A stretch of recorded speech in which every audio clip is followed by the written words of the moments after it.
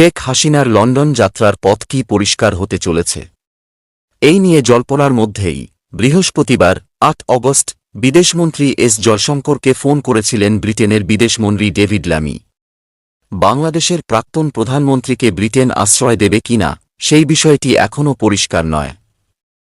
তবে বিদেশমন্ত্রী এস জয়শঙ্কর এবং তার ব্রিটেনের বিদেশমন্ত্রীর মধ্যে বাংলাদেশের পরিস্থিতি নিয়ে কথা হয়েছে বলে জানা গিয়েছে।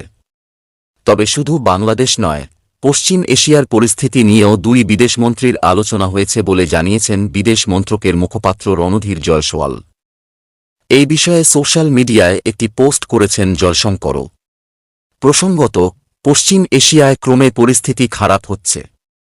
ইরান আর ইসরায়েলের মধ্যে যুদ্ধটা প্রায় অনিবার্য হয়ে উঠেছে। বাংলাদেশে এখনও টালমাটাল পরিস্থিতি।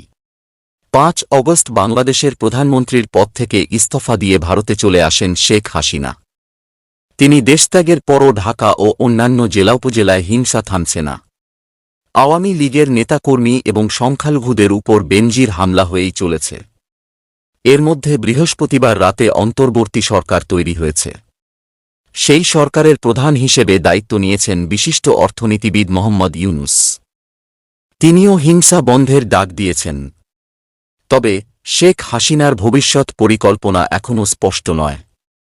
প্রথমে শোনা গিয়েছিল তিনি লন্ডনে চলে যেতে চান, কিন্তু ব্রিটিশ সরকারের উদ্বাস্তু আইনে হাসিনাকে সেই দেশে আশ্রয় দেওয়া নিয়ে সমস্যা দেখা দিয়েছে। গত বুধবার অবশ্য শেখ হাসিনার ছেলে সজীব ওয়াজেদ জয় বলেছেন, মার্কিন যুক্তরাষ্ট্রে না ব্রিটেনে কোথায় আশ্রয় নেবেন সেই বিষয়ে এখনও কোনো সিদ্ধান্ত নেননি শেখ হাসিনা। তিনি লন্ডনে আশ্রয় নিতে চেয়েছিলেন বলে যেটা শোনা যাচ্ছে তা আসলে গুজব বলে দাবি করেছেন জয়। শেখ হাসিনার ছেলে আরও জানিয়েছেন, তিনি হাসিনা কিছুদিন দিল্লিতে থাকবেন। জয় আরও বলেছেন, শেখ হাসিনা ভালো আছেন এবং এখন দিল্লিতে আছেন। আমার বোন তাঁর সঙ্গে আছেন। আমার বোন দিল্লিতে থাকেন। তিনি হাসিনা ভালো আছেন, কিন্তু খুব মন খারাপ।